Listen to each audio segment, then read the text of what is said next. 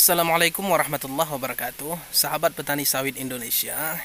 Kali ini kita akan membahas tentang pelepah panjang dan pelepah pendek kelapa sawit. Karena ada rekan-rekan kita yang menanyakan hal ini. Bagusan yang mana bang, pelepah panjang atau pelepah pendek? Jawabannya pelepah panjang ataupun pelepah pendek itu sama-sama bagus. Memang kita sepakat ya, kalau dalam lahan 1 hektar itu sudah pastilah populasi kelapa sawit pelepah pendek itu lebih banyak dibandingkan populasi kelapa sawit pelepah panjang. Bisa bedanya berkisar kurang lebih 20-an pokok ya. Jadi kalau pelepah pendek ini populasinya jelas lebih banyak untuk lahan 1 hektar. Sedangkan kalau kita bahas mengenai bagusan yang mana, itu sama saja teman-teman. Kenapa saya katakan demikian? Karena pelepah pendek ini diciptakan untuk mengoptimalkan lahan yang sedikit, itu saja itu. Karena dari segi TBS pun dia tidak mampu mengalahkan sawit pelepah panjang. Karena untuk saat ini rata-rata pelepah panjang atau pelepah pendek itu TBS-nya 40 ton per hektar per tahun. Jadi masih berkisar di bawah itu. Tapi kalau dikatakan dia melebihi produksi dari pelepah panjang, tentu kita bilang bahwa pelepah pendek ini lebih bagus. Jadi kita mengukur bagus atau tidaknya bukan dari segi populasinya, tapi jumlah dari TBS-nya. Jadi pelepah panjang atau pendek itu sama-sama masih di bawah 40 ton per hektar per tahun. Lalu mengapa pelepah pendek diciptakan? Nah, itu hanya variasi untuk menjadi pilihan kita para petani dalam mengoptimalkan lahan. Memang kita sepakat bahwa pelepah pendek itu cenderung lebih cocok di lahan gambut ya, karena dia jarak tanam yang dekat sehingga membuat akar itu saling menguatkan. Jadi kalau di lahan gambut itu kan sangat mudah untuk oleng atau condong, tapi karena pelepah pendek ini berdekatan, jadi dia tetap kokoh untuk berdiri karena akarnya saling menguatkan. Seperti itu dia teman-teman. Jadi pelepah pendek ini cocoknya dia di lahan gambut. Ya memang tidak salah di lahan mineral, tapi lebih cocok ya karena melihat kondisi bahwa lahan gambut ini kalau sawit ditanam itu suka miring-miring atau condong-condong.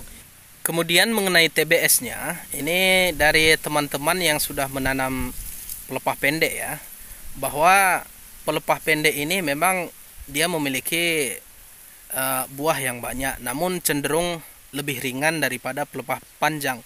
Kemudian soal besar bobot buah ini, pelepah panjang dominan lebih besar ketimbang buah dari pelepah pendek. Itu kesaksian dari teman-teman yang sudah menanam pelepah pendek. Dan itu pun kalau kita lihat dari secara biologinya memang masuk akal kenapa pelepah panjang itu lebih gede buahnya. Karena dari populasi daun, pelepah pendek itu rata-rata dikatakan pendek kan 5 meter ke bawah panjang pelepahnya.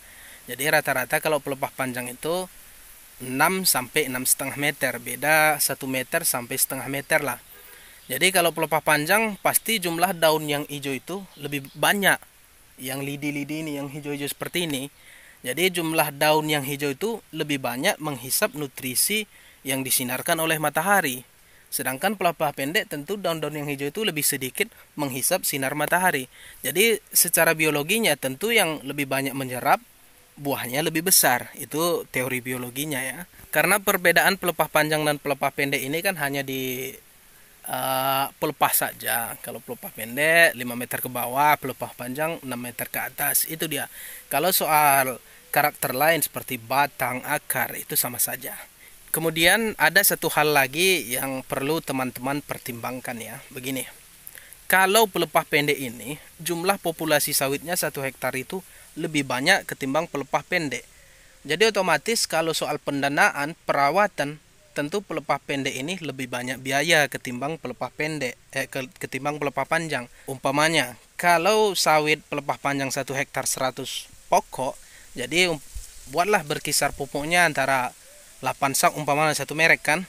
Kemudian kalau pelepah pendek dia populasinya bisa melebihi 20 batang, tentu populasi pupuknya, biaya perawatannya lebih gede dari pelepah panjang. Nah, ini bisa menjadi pertimbangan dan pilihan untuk teman-teman semua. Mungkin jawaban singkat saya ini dapat memberikan pemahaman untuk teman-teman dapat menimang-nimang pilih pendek atau panjang.